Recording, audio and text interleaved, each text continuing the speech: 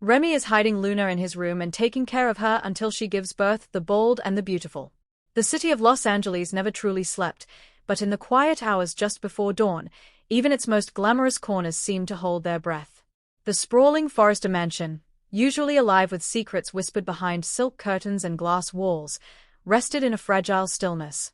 Somewhere deep inside that stillness, a secret far more dangerous than a stolen design or a forbidden kiss was being protected by one man alone. Remy Price stood outside his bedroom door, listening. Inside, Luna Nozawa slept fitfully, one hand instinctively resting on the curve of her swollen belly. Every soft sigh, every shift of the mattress, echoed through Remy's chest like a warning bell. He had hidden many things in his life, his fears, his regrets, his past, but never a living, breathing person whose future depended entirely on him. And certainly never a woman carrying a child who could shatter the Forrester, Spencer, and Nozawa worlds all at once. It had started 3 weeks earlier, on a rain-soaked night that felt heavy with fate. Luna had shown up at Remy's door looking nothing like the poised, bright-eyed woman who once moved effortlessly through the halls of Forrester Creations. Her hair was pulled back hastily, her face pale, her eyes haunted by something far worse than scandal. "I have nowhere else to go," she had whispered. Remy remembered the moment with painful clarity, the way her knees buckled, the way he caught her just in time, the way his heart seemed to recognize the weight of responsibility before his mind could catch up. By the time she told him the truth, the rain had stopped, but the storm inside his apartment had only begun. She was pregnant. Not only that, someone powerful knew. Someone dangerous. And someone who absolutely could not be allowed to find her before the baby was born. Remy had asked the question he was terrified to ask. Who's the father? Luna had looked away, tears sliding silently down her cheeks. That's exactly why I'm not safe. Remy was not a hero. He knew that. He wasn't a Forrester heir or a Spencer prince. He didn't have endless resources or a famous last name to shield him. But as he stood there watching Luna crumble under the weight of her secret, something inside him hardened into resolve. Stay here, he told her that night. I'll figure it out. He hadn't known what it meant back then. He only knew that he couldn't let her walk back out into the darkness alone. Now, weeks later, his apartment had transformed into something unrecognizable. The guest room had become Luna's sanctuary, but when her pregnancy advanced faster than expected and her anxiety spiked, Remy had moved her into his own bedroom. It was safer there. Closer. Easier to hear if something went wrong. He slept on the couch now, his body permanently sore, his mind permanently alert. Every knock at the door sent adrenaline rushing through his veins. Luna woke with a sharp intake of breath, her hand tightening around the bedsheet. Remy, she called softly. He was at her side instantly. I'm here. She exhaled shakily, tears filling her eyes. I dreamed they found me. That they took the baby. Remy sat on the edge of the bed, his voice calm even though his chest ached.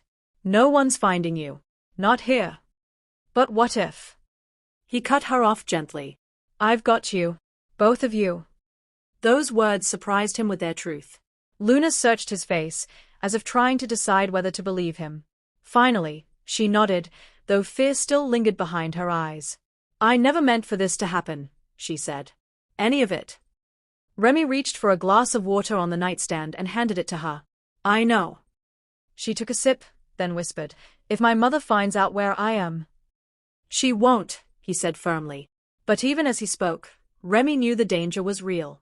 Puppy Nozawa was many things, charming, ambitious, fiercely protective, but when secrets threatened her carefully curated world, she became ruthless. And then there was the father. Whoever he was, his identity was the ticking clock hanging over them all. Days blurred together in a strange, suspended reality. Remy worked from home now, refusing assignments that would require him to be seen in public. Groceries were delivered under fake names. Curtains stayed drawn.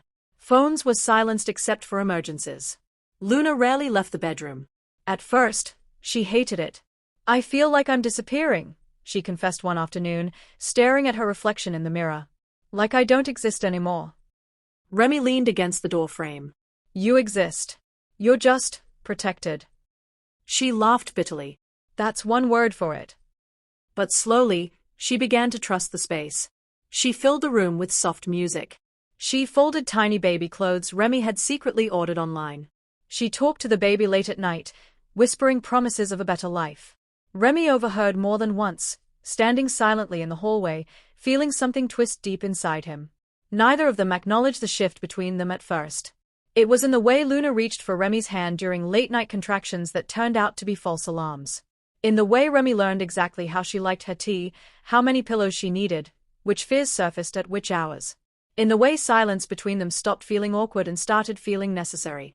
One evening, as Remy adjusted the blankets around her, Luna looked up at him and said quietly, "Why are you doing this?" He froze. "What do you mean?" "You're risking everything. Your job. "Your reputation. Your freedom." Her voice trembled. "For me."